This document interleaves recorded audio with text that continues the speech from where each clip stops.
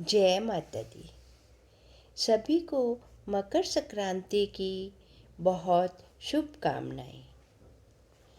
आज का वीडियो मकर संक्रांति पर बनाया जा रहा है।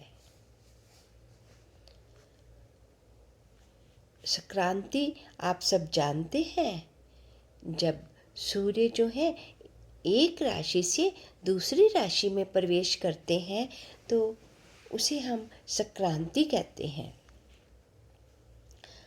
अब सूर्य धनु राशि से मकर राशि में प्रवेश कर रहे हैं तो इसे मकर संक्रांति कहते हैं।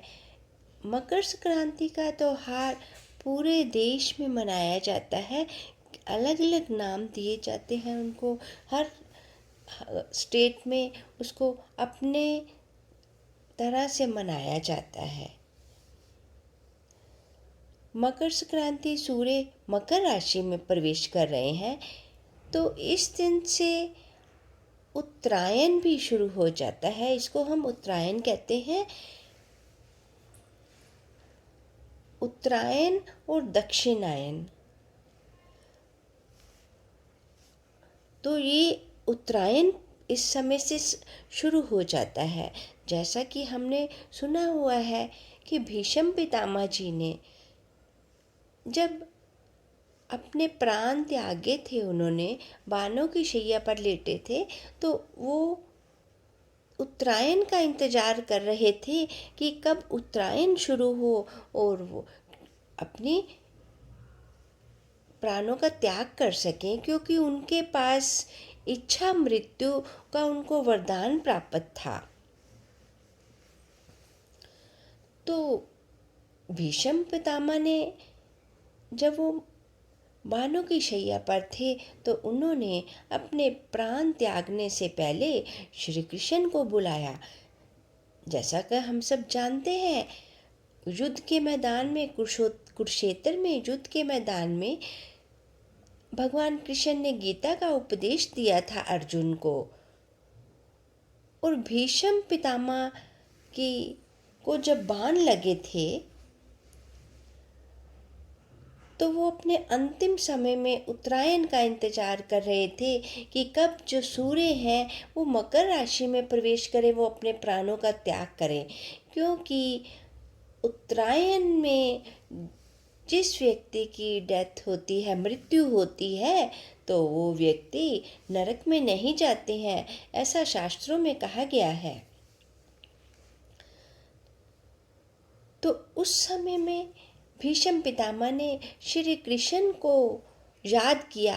श्री कृष्ण भगवान भीष्म पितामह के पास आए और उन्होंने श्री कृष्ण भगवान जी की 1008 नामों से उनको प्रणाम किया, उनको अलग अलग नाम से पुकारा।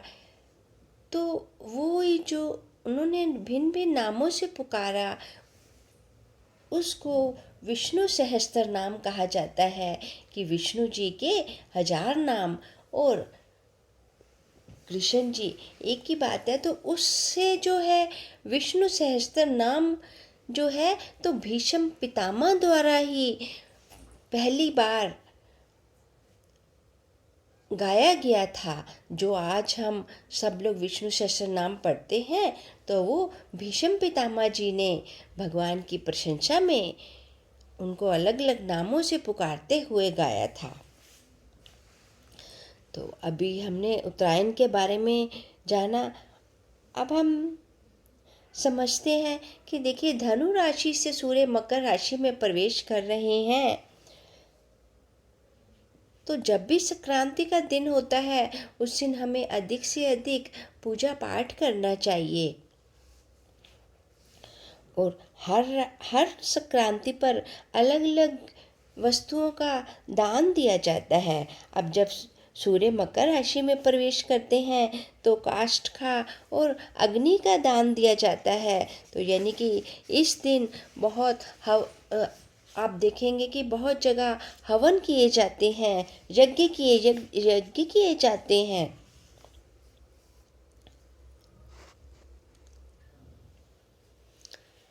इस दिन लोग नदियों में, समुद्र में जाकर स्नान करते हैं और फिर सूर्य की पूजा करते हैं। और अगर जो लोग नहीं जा सकते हैं उस दिन नदी पर या समुद्र पर स्नान के लिए, तो घर में ही गंगा जल मिलाकर हम स्नान कर सकते हैं। और वैसे तो समुद्र में खड़े होकर या नदी में खड़े होकर पूजा की जाती है सूर्य भगवान की, तो आप टब में खड़े होकर भी गंगा जल मिलाकर भी सूर्य भगवान की पूजा कर सकते हैं इस दिन। और इस दिन ब्राह्मणों को भोजन कराया जाता है, ब्राह्मणों को दान दिया जाता है। और इस दिन कुछ कुछ प्रदेशों में खिचड़ी खाने का रिवाज है, जैसे दाल और चावल को मिलाकर भोजन तैयार किया जाता है, भगवान को भोग लगाया जाता है।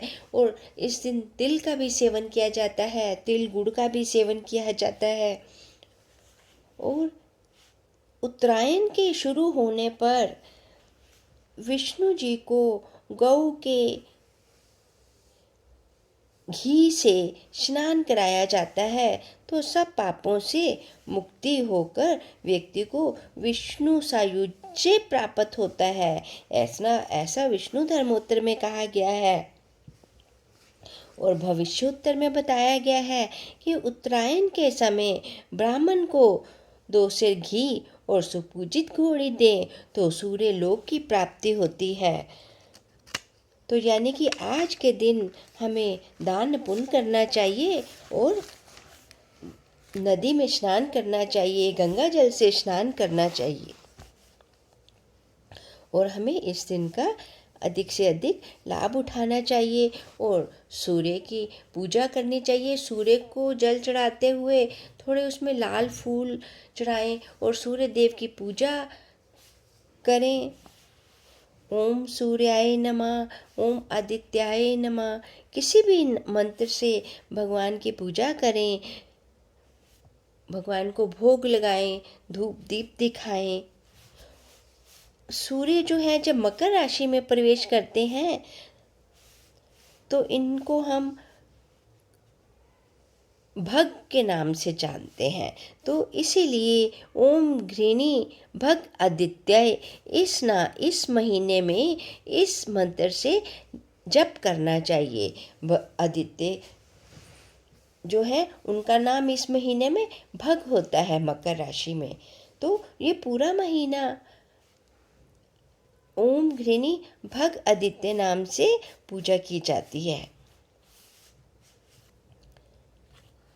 तो मकर संक्रांति पर आप भी दान पुण्य करें और इस अवसर का लाभ उठाएं। ओम नमः शिवाय, ओम नमः शिवाय। अगर आपको हमारी वीडियो अच्छी लगी तो सब्सक्राइब कीजिए, लाइक कीजिए, शेयर कीजिए और बेल आइकन बटन भी दबाइए ताकि आपको आने वाली नई वीडियो के बारे में जानकारी मिलती रहे।